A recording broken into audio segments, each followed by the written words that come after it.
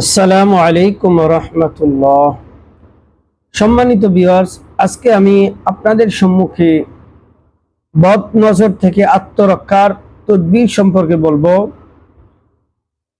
জায়েদ ইবনে হিজাম, হাকিম ইবনে হিজাম রাদিয়াল্লাহু তাআলা আনহু থেকে বর্ণিত, তিনি বলেন, আল্লাহর রাসূল সাল্লাল্লাহু আলাইহি ওয়াসাল্লাম যখন কোনো জিনিস দেখতেন এবং ওনার কাছে সেটা ভালো লাগতো, তখন আল্লাহ রসুল সাল্লাম ভয় পেতেন যে পিছনে না জানি তার নজর না লাগে।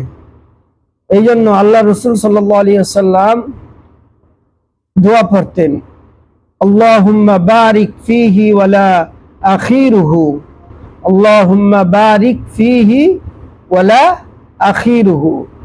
আল্লাহ রসুল সাল্লাম যখন কোনো জিনিস দেখতেন এবং ওনার কাছে ভালো লাগতো, তখন এই দোয়াটা পড়তেন, আল্লাহুম্মা বারিক ফিহি ওয়ালা আখিরুহু, যাতে নজর না লাগে।